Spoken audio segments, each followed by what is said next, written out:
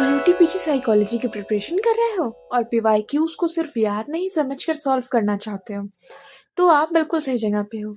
इस वीडियो में हम लैंग्वेज, क्रिएटिविटी और प्रॉब्लम सॉल्विंग एंड कॉग्निशन के पीवाईक्यूज को in depth explanation, real examples और कॉन्सेप्ट बेस्ड लॉजिक के साथ समझेंगे ताकि एग्जाम में ऑप्शन चूज करना ऑटोमेटिक हो जाए। तो वीडियो को एंड तक देखिए। तो चलिए हम स्टार्ट करते हैं हमारे क्वेश्चन नंबर 26 के साथ। In Wechsler adult intelligence scale there are index representing major component of intelligence, यानी वेस्ट 4 में index scores major components represent करते हैं। वो कितने स्कोर्स होते हैं? WAIS फोर्थ इंटेलिजेंस को एक सिंगल स्कोर नहीं मानता बल्कि डिफरेंट कॉग्निटिव एबिलिटीज का कॉम्बिनेशन के रूप में दिखाता है। इसलिए इसमें 4 इंडेक्स होते हैं। वर्बल कॉम्प्रिहेंशन जो लैंग्वेज एंड अंडरस्टैंडिंग बेस्ड होता है, परसेप्चुअल रीजनिंग जो विजुअल स्पेशियल थिंकिंग के बारे में बात करता है, वही है वर्किंग मेमोरी जो इन्फॉर्मेशन होल्ड एंड मैनिपुलेट करता है, और फोर्थ है प्रोसेसिंग स्पीड जो स्पीड और एक्यूरेसी दोनों की बात करता है। ये स्ट्रक्चर इंटेलिजेंस को मल्टी डायमेंशन बनाता है, इसीलिए इसका सही आंसर है answer option A 4। Next question है, very first attempt to create standardised test for assessment of a person intelligence was made by. So intelligence assessment के लिए पहला स्टैंडर्डाइज्ड टेस्ट किसने बनाया? इस स्टैंडर्डाइज्ड टेस्ट का मतलब होता है same rule same scoring scientific method. Alfred beneath ने फ्रेंच में सब पहली बार ऐसा टेस्ट बनाया जिसका एम था स्कूल चिल्ड्रन में लर्निंग डिफिकल्टीज आइडेंटिफाई करना। लेटर इसी टेस्ट से IQ कॉन्सेप्ट डेवलप हुआ। तो हमारा करेक्ट आंसर है ऑप्शन ए अल्फ्रेड बिनेट। अब हम मूव करते हैं हमारे second question number 28। Which one of the following is not a sub test use by Wechsler's to measure intelligence. अभी हम लोगों ने इस क्वेश्चन के बारे में बात किया है। तो वेस्लर टेस्ट में वर्बल और परफॉर्मेंस सब टेस्ट क्लियरली डिफाइंड होते हैं। कंप्रीहेंशन, ऑब्जेक्ट असेंबली और डिजिटल सिंबल ऑफिशियली इंक्लूड होते हैं, लेकिन विजुअल डिस्कोर्स वेस्लर स्केल का रिकग्नाइज सब टेस्ट नहीं है, इसलिए ये इनकरेक्ट चॉइस बनता है। सो हमारा करेक्ट आंसर है विजुअल डिस्कोर्स। नेक्स्ट क्वेश्चन है question number 29। The original Binet Simon test consisted of how many items. So 1905 में जो ओरिजिनल बिनेट साइमन टेस्ट बना था उसमें 30 आइटम्स थे। ये आइटम एज वाइज अरेंज थे और मेमोरी, अटेंशन, इमेजिनेशन जैसे मेंटल प्रोसेसेस टेस्ट करते थे। इसी टेस्ट ने इंटेलिजेंट टेस्टिंग की फाउंडेशन रखी। तो हमारा करेक्ट ऑप्शन है 30, यानी कि ऑप्शन डी। अब हम मूव करते हैं क्वेश्चन नंबर 30 पे। WAIS फोर्थ का कौन सा ऑप्शन परफॉर्मेंस सब स्केल का हिस्सा नहीं है, यानी which is of the following is not a performance sub scale of Wechsler's adult intelligence scale fourth. Performance sub scale mainly visual reasoning, speed और स्पेशियल एबिलिटी मेजर करता है। Picture completion, symbol search और matrix reasoning performance task है, जबकि identifying similarities verbal reasoning से related है। तो हमारा करेक्ट आंसर है option A identifying similarities. Next question है question number 31। Raven's progressive matrix is a test of. So Raven's test language free होता है और एब्स्ट्रैक्ट रीजनिंग मेजर करता है। इसमें पैटर्न्स कंप्लीट करने होते हैं, इसीलिए कल्चरल और एजुकेशनल बायस कम होता है।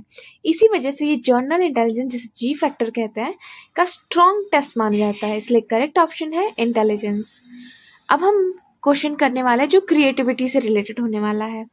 So question number 32। At which stage of creative thinking the relevant ideas get discarded and all the patent ideas produced during the process of search get linked to specific desired goal। Creative thinking के कौन से stage में irrelevant ideas reject होते हैं? Creative process में पहला idea generate होता है लेकिन सबसे यूजफुल नहीं होते हैं। वेरिफिकेशन स्टेज में आइडियाज को इवेल्युएट, टेस्ट और फिल्टर किया जाता है। यहीं पर वीक आइडियाज रिजेक्ट और बेस्ट आइडिया फाइनल होता है। सो हमारा करेक्ट ऑप्शन है option D verification. Question number 33. Which one of the following is not implied by the term divergent thinking? So, divergent thinking का core idea है one problem many answers. अगर thinking सिर्फ एक ही correct solution पे focus करे तो वो convergent thinking होती है. इसलिए सिंगल करेक्ट आंसर एम करना डाइवर्जेंट थिंकिंग का फीचर नहीं है. तो करेक्ट ऑप्शन है aiming for a single correct solution. अब हम मूव करते हैं हमारे नेक्स्ट क्वेश्चन की तरफ. Question number 34. So question number 34 है sleeping on the problem how to fund a vacation hoping you will have a better idea when you woke up is an example of. जब हम किसी problem पर actively काम नहीं कर रहे होते हैं जैसे सोते वक्त, लेकिन माइंड अनकॉन्शियसली उस प्रॉब्लम को प्रोसेस करता रहता है, इसे इंक्यूबेशन स्टेज कहते हैं. क्रिएटिव थिंकिंग में इंक्यूबेशन के बाद अचानक आहा मोमेंट आता है जहाँ सॉल्यूशन क्लियर होता है. सो इसका करेक्ट आंसर है इंक्यूबेशन. और यहीं से हम मूव करते हैं हमारे नेक्स्ट क्वेश्चन की तरफ. क्वेश्चन नंबर 35 लैंग्वेज के related questions होंगे. So refers to the rule governing the structure and sequences of speech sound. तो speech sound के structure और sequence के rules को क्या कहते हैं? लैंग्वेज में वर्ड्स को किस ऑर्डर में अरेंज किया जाएगा, कौन सा वर्ड पहले और कौन सा बाद में आएगा, ये सब सिंटैक्स के रूल डिसाइड करते हैं. सिंटैक्स गलत हो तो सेंटेंस मीनिंगलेस या ग्रामेटिकली इनकरेक्ट हो जाता है, चाहे वर्ड सही हो. सो हमारा करेक्ट आंसर है option D syntax.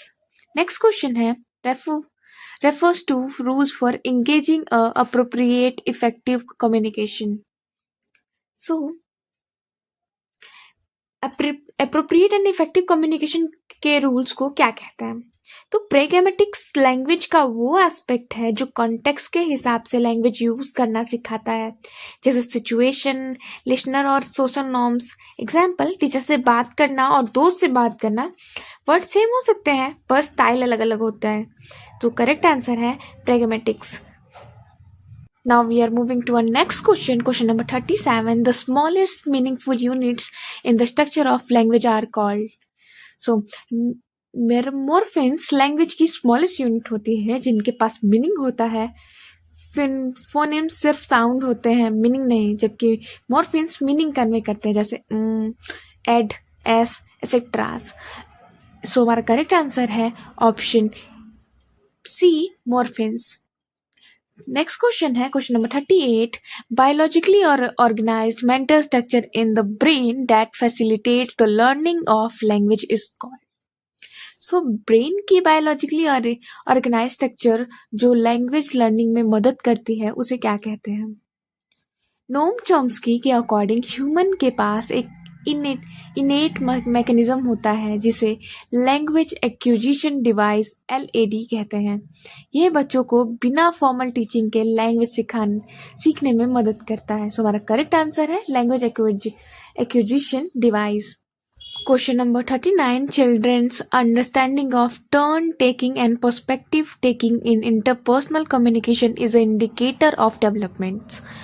So, conversation में बारी बारी बोलना, टर्न टेकिंग और दूसरों के पॉइंट ऑफ व्यू को समझना सोशल कम्युनिकेशन डेवलपमेंट का साइन है. ये बताता है कि चाइल्ड इंटरपर्सनल कम्युनिकेशन और सोशल अंडरस्टैंड डेवलप कर रहा है. तो हमारा करेक्ट आंसर होगा social development, inter communication development. ये सभी चीज़ें प्रेगमेटिक्स के अंदर आती हैं. तो हमारा करेक्ट आंसर है ऑप्शन ए प्रेगमेटिक्स.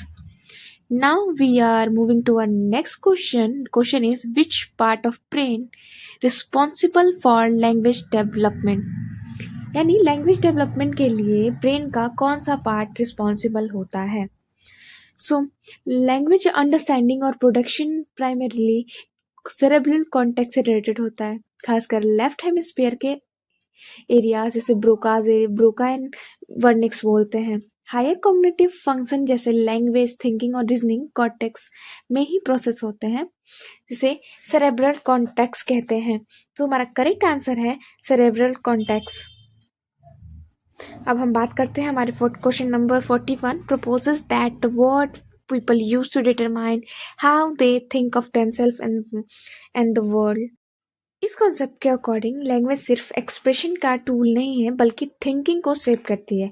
जो लैंग्वेज स्ट्रक्चर हम यूज़ करते हैं वही हमारी रियलिटी को परसीव करने का तरीका बन जाता है। ये आइडिया सेपियर वर्ल्ड हाइपोथेसिस या लिंग्विस्टिक रिलेटिविटी से आता है। सो हमारा करेक्ट ऑप्शन है लिंग्विस्टिक रिलेटिविटी हाइपोथेसिस। अब हम मूव करते हैं हमारे नेक्स्ट क्वेश्चन की तरफ, जो हमारा अब प्रॉब्लम सॉल्विंग एंड कॉग्निशन से रिलेटेड होने वाला है। So question number 42, name the technique of problem solving in which the overall problem is divide into smaller part and efforts are made to solve each part in turn. Problem को छोटे parts में divide करके solve करने की technique क्या होती है? जब एक बड़ी प्रॉब्लम को स्टेप बाय स्टेप सब गोल्स में तोड़ दिया जाता है तो उसे सॉल्व करना आसान हो जाता है। इस प्रोसेस में प्रेजेंट स्टेट और गोल स्टेट के बीच गैप्स सिस्टमैटिकली रिड्यूस किया जाता है। ये टेक्निक मीन्स एंड एनालिसिस कहलाती है। तो हमारा करेक्ट आंसर है option B, means end analysis. अब हम बात करते हैं question number 43, a general method for dealing the environment is known as. So environment से डील करने का जनरल मेथड क्या कहलाता है? जिस तरह से इंडिविजुअल इंफॉर्मेशन को परसीव करता है, प्रोसेस करता है और रिस्पॉन्ड करता है, उसे उसका कॉग्निटिव स्टाइल कहते हैं। ये इंटेलिजेंस या पर्सनालिटी से अलग होता है क्योंकि ये हाउ पर फोकस करता है, हाउ मच पर नहीं। सो हमारा करेक्ट आंसर है cognitive style. Next question is critical thinking means making judgement based on. Critical thinking का मतलब क्या होता है? तो क्रिटिकल थिंकिंग इमोशनल या अथॉरिटी पर डिपेंड नहीं करती। इसमें इंफॉर्मेशन को लॉजिकली एनालाइज किया जाता है, एविडेंस चेक किया जाता है और अनबायस्ड जजमेंट लिया जाता है।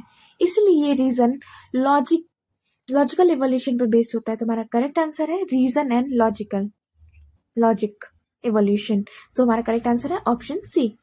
अब क्वेश्चन है 45, a technique of problem solving, a set of rules that precisely define a sequence of operations refers to which one of the following। Rules का फिक्स सीक्वेंस जो प्रॉब्लम सॉल्व करे उसे क्या कहते हैं? जब प्रॉब्लम सॉल्विंग एक well defined step by step procedure follow करती है तो रिजल्ट गारंटीड होता है। मैथमेटिकल फार्मूलाज और कंप्यूटर प्रोग्राम इसके बेस्ट एग्जांपल्स हैं। सो इस अप्रोच को एल्गोरिथम कहा जाता है। तो हमारा करेक्ट आंसर है algorithm. Next question is the problem solving process begins with. Problem solving process किस स्टेज से शुरू होती है? किसी भी प्रॉब्लम को सॉल्व करने से पहले समझना जरूरी होता है कि प्रॉब्लम एक्चुअली क्या है। अगर डिफिकल्टी ही क्लियर नहीं होगी तो सॉल्यूशन गलत डायरेक्शन में चले जाएगा। इसलिए पहला स्टेप होता है आइडेंटिफिकेशन ऑफ प्रॉब्लम। सो हमारा करेक्ट आंसर है identification of difficulty is the right answer. Next question is cognition refers to.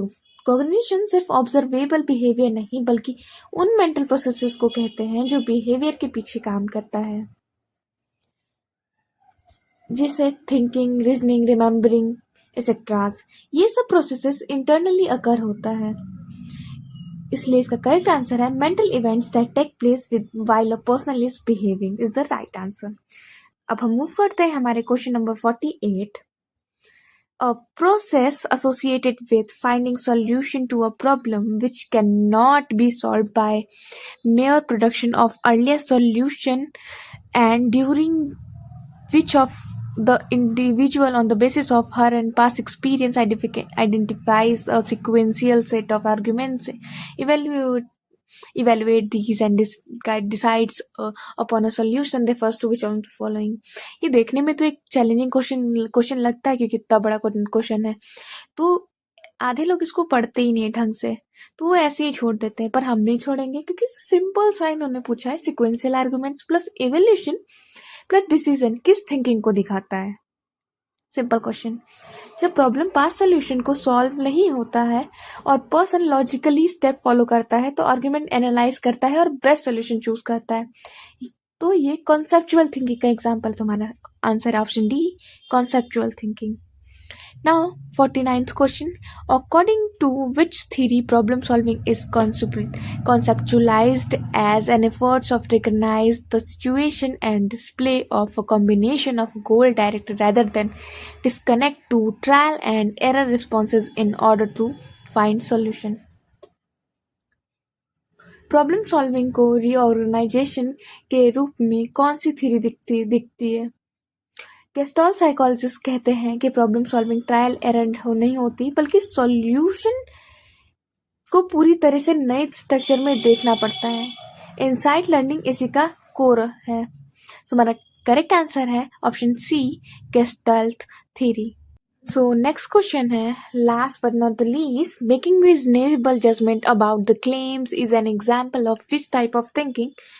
So question है, क्लेम पर रीजनिंग जजमेंट कौन सा थिंकिंग टाइप है? जब हम आर्ग्यूमेंट्स को एनालाइज करते हैं, एविडेंस चेक करते हैं, कंक्लूजन निकालते हैं, तो हम क्रिटिकल थिंकिंग यूज करते हैं। ये ना तो डाइवर्जेंट है और ना ही सिर्फ क्रिएटिव, बल्कि इवेल्युएटिव होती है। इसलिए इसका करेक्ट आंसर है ऑप्शन टी, क्रिटिकल थिंकिंग। तो आज के लिए इतना ही। अगर आपको ये डिटेल एक्सप्लेनेशन सच में हेल्पफुल लगी हो तो वीडियो को लाइक ज़रूर करें, क्योंकि आपकी एक लाइक मेरी मेहनत की सबसे बड़ी मोटिवेशन है। चैनल को सब्सक्राइब करना मत भूलिए, ताकि CUT साइकोलॉजी के ऐसे ही कॉन्सेप्ट क्लियर वीडियोस आपको सबसे पहले मिले। और अगर कोई वीडियो में कोई आपको डाउट हो, कन्फ्यूजन हो या रिक्वेस्ट हो तो कमेंट में लिखिए, मैं पर्सनली जवाब दूंगी आप सभी के डाउट्स के। सो नेक्स्ट वीडियो में मिलते हैं हमारे नेक्स्ट यूनिट 7 के साथ। सो तब तक याद रखिए, कॉन्सेप्ट क्लियर होगा तो सिलेक्शन भी क्लियर होगा। Thank you.